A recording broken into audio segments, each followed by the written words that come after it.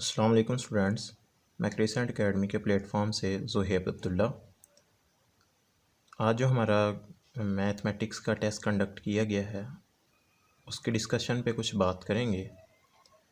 अगर हम पेपर में देखें तो हमारे पास 3 क्वेश्चंस थे। क्वेश्चन नंबर 1 था जो कि हमारे पास MCQs थे। क्वेश्चन नंबर 2 था शॉर्ट क्वेश्चंस थे और क्वेश्चन नंबर 3 लॉन्ग क्वेश्चंस थे। हम first of all question number 1 पे बात करते हैं जो कि हमारे पास MCQs थे।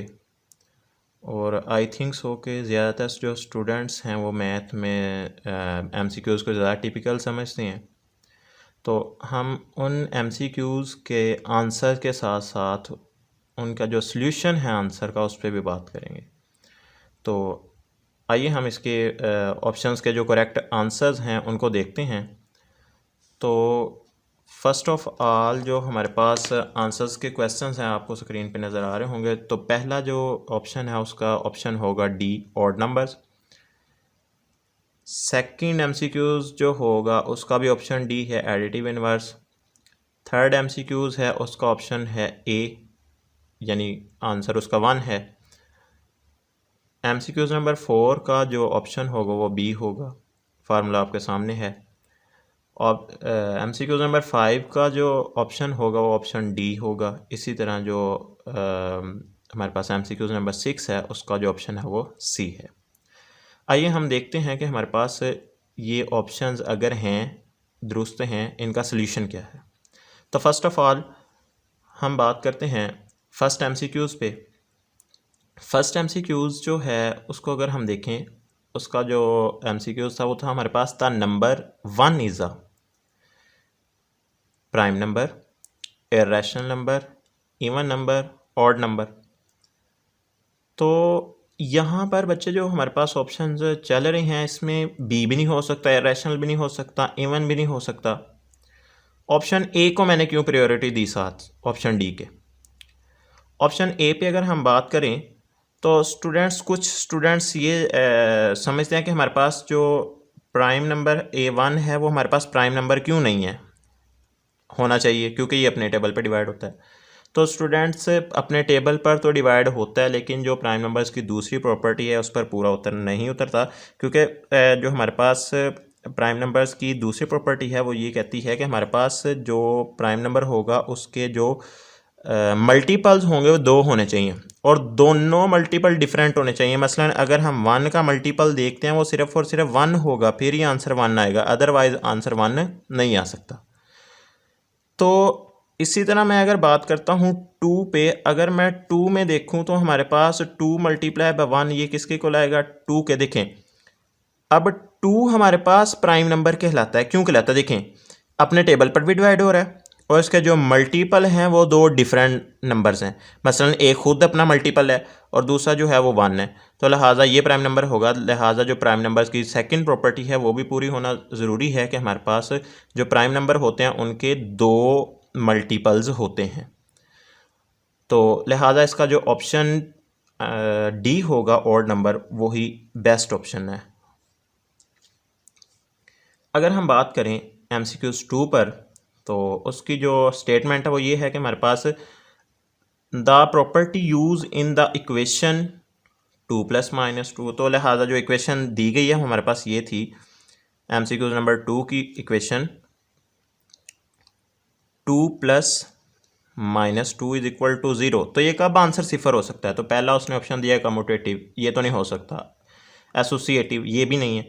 एडिटिव आइडेंटिटी को स्टूडेंट समझेंगे एडिटिव आइडेंटिटी होगा, लिहाजा ये भी गलत है। क्यों गलत है, क्योंकि हमारे पास जो मैथमेटिक्स में सिर्फ और सिर्फ एडिटिव आइडेंटिटी है वो नंबर 0 यानी 0 जो है वो हमारे पास क्या है, एडिटिव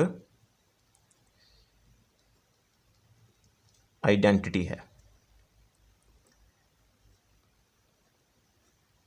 तो फिर हमारे पास जो फोर्थ ऑप्शन है इसका यानी डी ऑप्शन वो है एडिटिव इनवर्स।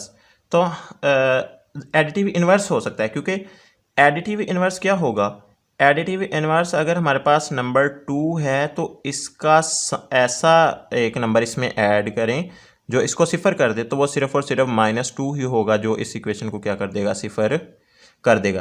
तो लिहाजा हमारे पास इसका जो ऑप्शन MCQ नंबर 2 का जो करेक्ट ऑप्शन होगा वो हमारे पास ऑप्शन डी होगा, एडिटिव इन्वर्स। आगे अगर हम नेक्स्ट MCQ नंबर 3 पे बात करें तो वो यहाँ पे उसने सिर्फ और सिर्फ एक छोटी सी स्टेटमेंट दी हुई है कि मॉडुलस ऑफ आयोटा, ये जो साइन होगा इसे मॉडुलस पढ़ेंगे, ये किसके इक्वल होगा, तो ये हमने इसे बताना है। तो मैंने जो यहाँ पे करेक्ट ऑप्शन टिक किया हुआ है हमारे पास ऑप्शन ए है 1। तो आइए देखते हैं कि हमारे पास ऑप्शन ए किस तरह ये करेक्ट है। तो अगर हम इसके मॉडुलस पे बात करें, हमें मॉडुलस का फार्मूला पता है कि अगर किसी भी कॉम्प्लेक्स नंबर का मॉडुलस फाइंड करना है तो हमारे पास वो सिर्फ एक सिंपल सा formula a square plus b square square root. तो अगर हम देखें हमारे पास ए जो है यहाँ पर ये एक रियल पार्ट है और जो बी है ये इमेजिनरी पार्ट है। कैसे? अगर मैं यहाँ पर लेट कर लेता हूँ कि जी मेरे पास जो है वो है ए प्लस बी आयोटा, तो यहाँ पर ये देखिएगा कि हमारे पास ए जो है ये रियल पार्ट होगा और आयोटा प्लस इमेजिनरी पार्ट का स्क्वायर ऊपर स्क्वायर रूट ले लें, हमारे पास क्या आ जाता है, मैग्नीट्यूड आ जाता है। तो हमने आयोटा पे बात करनी है। तो बच्चे आयोटा का अगर हम मैग्नीट्यूड बात करते हैं तो आयोटा के साथ अगर इसका रियल पार्ट नहीं है तो रियल पार्ट फिर हम यहाँ पे सिफर लगा लेंगे, उसका स्क्वायर। तो इमेजिनरी पार्ट कुछ नहीं तो 1 आ जाएगा, 1 का स्क्वायर। तो इसको हम अगर सिंप्लीफाई करें तो हमारे पास क्या आ सकता है, देखें तो ये सिर्फ और सिर्फ इसको सिंप्लीफाई करेंगे आपके पास स्क्वायर रूट ऑफ 1 रह जाएगा। तो 1 का जो स्क्वायर रूट होता है वो 1 होता है, लिहाजा जो हमारे पास ऑप्शन ए है ये हमारे पास इसका करेक्ट ऑप्शन है। अब हम चलते हैं MCQ नंबर 4 पे। तो उसमें उसने दिया हुआ है एक कॉम्प्लेक्स नंबर को आपको पता है कि शो करने के 2 तरह के तरीके होते हैं, एक होता है ऑर्डर पेयर फॉर्म और एक जो उसकी सिंपल फॉर्म होती है। तो यहाँ पर इसने ऑर्डर पेयर फॉर्म में दे दिया हुआ है z is equal to A comma B. वो कहता है इसका आपने क्या करना है, z का इन्वर्स फाइंड करना है। तो बच्चे ये सिंपल सा फार्मूला है, आपको पेज नंबर आपकी जो बुक का है उस पर पेज नंबर 15 पे ये फार्मूला मिलेगा कि हमारे पास इसका जो फार्मूला होता है ए और बी का जो इन्वर्स फाइंड करने को हमारे पास ये होता है a over a square plus b square minus b over a square plus b square. तो लिहाजा जो करेक्ट ऑप्शन होगा ऑप्शन MCQ नंबर 4 का वो ऑप्शन बी होगा। आगे अगर हम बात करते हैं MCQ नंबर 5 पे, उसमें उसने एक कॉम्प्लेक्स नंबर दिया हुआ है, वो कहता है उसका मैग्नीट्यूड फाइंड करना है। तो जो कॉम्प्लेक्स नंबर हमारे पास बच्चे गिवन है वो है हमारे पास 1 plus 2 iota over 2 minus iota. तो सबसे पहले बच्चे इसको हम सिंपल फॉर्म में लेके आएंगे, क्या करेंगे, इसको रैशनलाइज कर देंगे 1 plus 2 iota divided by 2 minus iota. इसको हम रैशनलाइज कैसे करते हैं कि हमारे पास जो डिवाइडर होता है उसी का सेंट्रल साइन चेंज करके, यानी उसका कॉन्जुगेट से मल्टीप्लाई भी और डिवाइड भी कर देंगे। अब इनको मल्टीप्लाई करवा दे, डायरेक्ट मैं करवा रहा हूँ, तो ये हमारे पास बन जाएगा 2 plus 4 iota plus iota plus 2 iota का स्क्वायर। अब नीचे भी हमारे पास एक फार्मूला कंप्लीट हो रहा है, ए स्क्वायर माइनस बी स्क्वायर का इक्वल होता है हमारे पास ए प्लस बी ए माइनस बी। तो लिहाजा ये भी कंप्लीट हो जाएगा 2 का स्क्वायर माइनस आयोटा का स्क्वायर। तो ये आ जाएगा इसी तरह 2 प्लस ये हो जाएगा हमारे पास 5 आयोटा, और आगे अगर हम बात करें 2 आयोटा स्क्वायर माइनस 1 के इक्वल होगा बच्चे। तो सेम एज इट इज़ इधर के हमारे पास आयोटा स्क्वायर माइनस 1 के इक्वल आ गया। 2 plus 5 iota minus plus minus हो जाएंगे, 2 आ जाएगा और हमारे पास ये आ जाएगा माइनस माइनस प्लस 1 प्लस 4 5 आ जाएगा। ये 2 से कैंसिल हो गया क्योंकि नेगेटिव पॉजिटिव कैंसिल कर देते हैं एक दूसरे को, लिहाजा 5 आयोटा ओवर 5 रह गया। 5 से कैंसिल आउट हो जाएगा, आयोटा रह जाएगा। उसने पूछा हुआ मैग्नीट्यूड भी बेसिकली हमारे पास बच्चे मॉडुलस ही होता है। अगर आयोटा का मॉडुलस मैं देखूँ तो आयोटा का मॉडुलस अभी अभी मैंने कैलकुलेट किया था ऑप्शन नंबर 3 में, तो वो हमारे पास क्या आया था 1।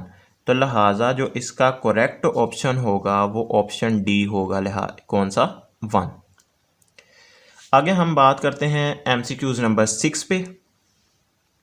अगर हम MCQ नंबर 6 को देखें, 6 की स्टेटमेंट ये है the real and imaginary part of, उसने ये कॉम्प्लेक्स नंबर दे दिया हुआ है 2 plus iota plus 3 over 2 minus iota. वो कहता है इसका आपने क्या करना है, रियल और इमेजिनरी पार्ट अलग अलग करना है।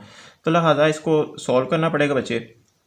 सॉल्व करें तो एलसीएम ले लें, 2 plus iota 2 minus iota, cross multiplication 2 minus iota plus 3 into 2 plus aorta.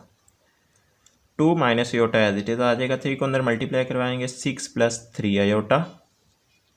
नीचे फार्मूला आप क्लोज कर देंगे, 2 स्क्वायर माइनस अयोटा का स्क्वायर, तो 2 प्लस 6 ये आ जाएगा हमारे पास 8 के इक्वल। 3 अयोटा माइनस अयोटा तो रह जाएगा बच्चे प्लस 2 अयोटा, डिवाइडेड बाय 2 का स्क्वायर आ जाएगा हमारे पास 4, अयोटा स्क्वायर -1 के इक्वल होता है, लिहाजा -1 आ गया। 8 प्लस 2 अयोटा और नीचे ये माइनस माइनस प्लस हो जाएगा, 1 प्लस 4 5 के इक्वल आ जाएगा। अब ये जो 5 है दोनों का डिवाइडर है, लिहाजा आप दोनों के नीचे से सेपरेट कर सकते हैं, 2 अयोटा ओवर 5। तो अब यहाँ पे देखिएगा कि हमारे पास रियल पार्ट कौन सा है, 8 ओवर 5, और इमेजिनरी पार्ट कौन सा है, 2 ओवर 5।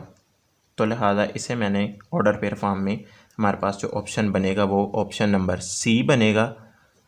तो ये हमारे पास बच्चे थे कुछ MCQs का सॉल्यूशन।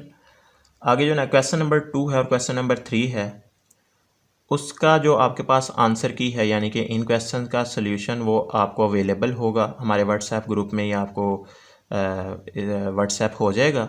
तो लिहाजा वहाँ से आप इसे चेकआउट कर सकते हैं। अपना ख्याल रखिएगा। अल्लाह हाफिज़।